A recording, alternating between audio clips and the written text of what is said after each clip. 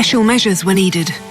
The Bishop of Bath and Wells gave instructions to his flock that if they are on the point of death and cannot secure the services of a priest, then they should make confession to each other, or if no man is present, then even to a woman.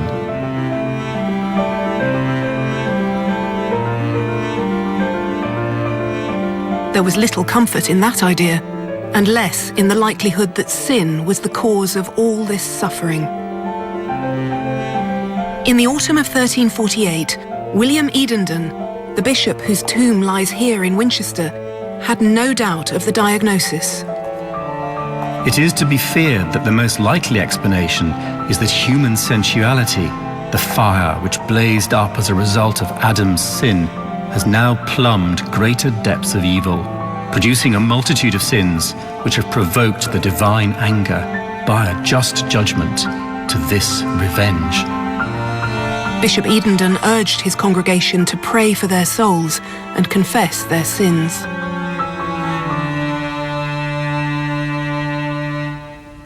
Every Friday, he said, the clergy and people of Winchester should process around the marketplace with bowed heads and bare feet, reverently saying the Lord's Prayer and the Hail Mary.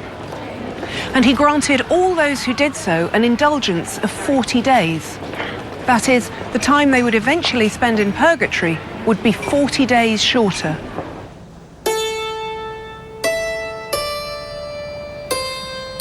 Norwich, the home of the Paston family, was one of the worst hit cities in England. Probably 2/3 of its population died.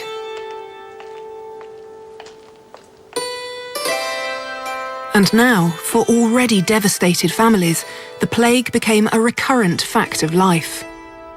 Epidemics continued to sweep the country at unpredictable intervals for more than a century to come.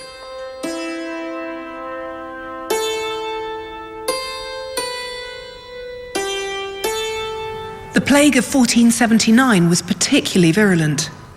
Yet again, Norwich was badly hit, and among the families struck by tragedy were the Pastons. Margaret Paston's son Walter had just graduated from Oxford, and his mother had high hopes for his future. But he died at home here in Norwich that August.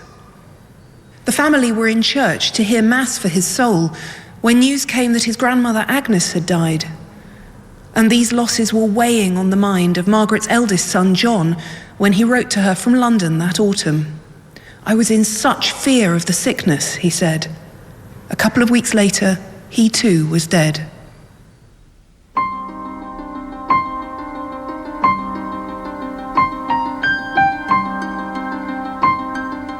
No wonder the subject of death looms so large, not only in the Paston letters, but also in the art and literature of the later Middle Ages. Cadaver tombs like this one, with a sculpted corpse instead of a fine effigy, began to insist on the reality of death, rather than the splendor of life.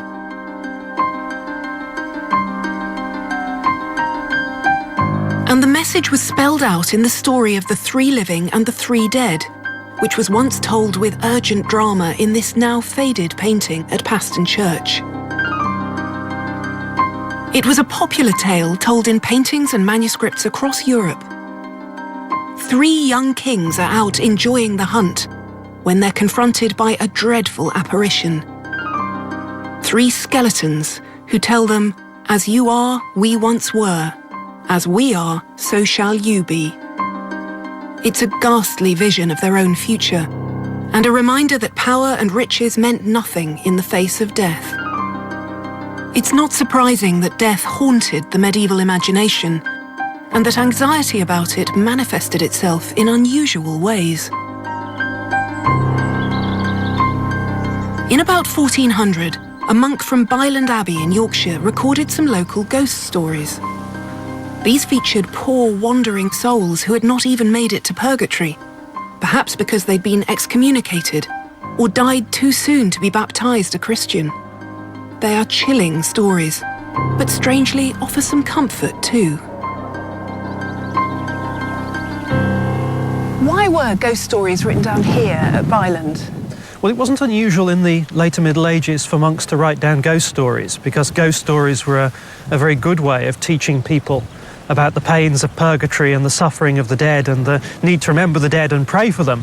But what makes the Bylan ghost stories rather unusual is that the monk seems to have been collecting stories that were being told by local people, which have all sorts of rough edges and strange folkloric elements that don't really fit with Orthodox theology.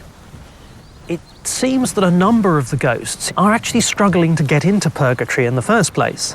One of the ghosts is unbaptized and so is caught in a kind of limbo condition. And the story begins with a man who is travelling on a pilgrimage to the shrine of St. James in Compostela. And at night he takes his turn keeping watch against night fears, so the story says. And while he's keeping watch, he sees a procession approaching. And it's a procession not of the living, but a procession of the dead. And these souls of the dead are riding on animals. Animals which it turns out are their mortuaries, beasts that were given to the church as a kind of death duty when they expired. But at the end of this procession, a child is crawling. And the man conjures the child to tell him what it is. And the child says, "You ought not to conjure me, because I am your son who died unbaptized." And so at this point, the man is able to, if not baptize the child, at least name the child.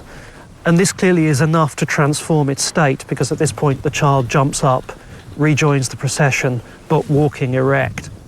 How strictly did these stories follow church teaching, or is there a sense of beliefs that go beyond that? The Bylan stories are treading an interesting line. They are full of terror and fear. They are full of stories about terrible torment of some of the dead who have committed grievous sins. But balancing that, there is a softening of some of the edges of hard theology, allowing some of the dead that have committed sins or died outside the faith in some sense to have a second chance almost in death, to be readmitted to the other world and to make progress there.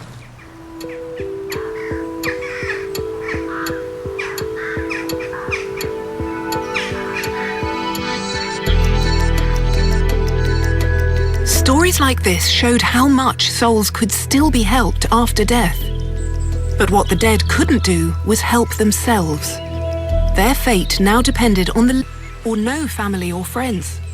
Or if you were so poor that you left this life without the means to pay for the masses and prayers that would help you in the next.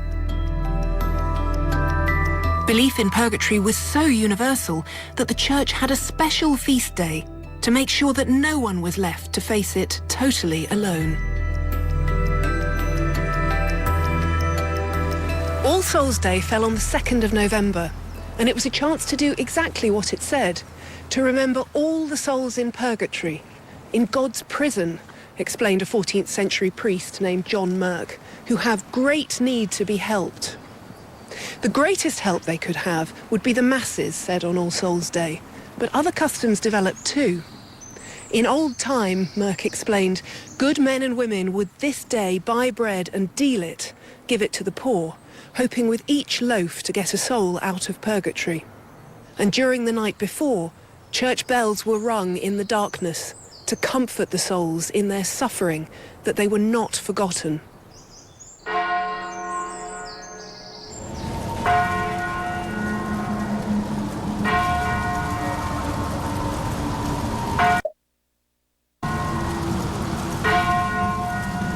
We tend to assume that we have to choose between helping others and helping ourselves, between altruism and self-interest.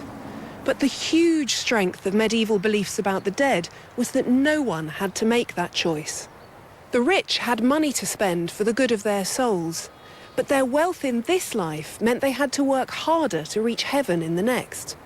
So they needed the prayers of the poor, who were already, as Jesus had said, closer to God.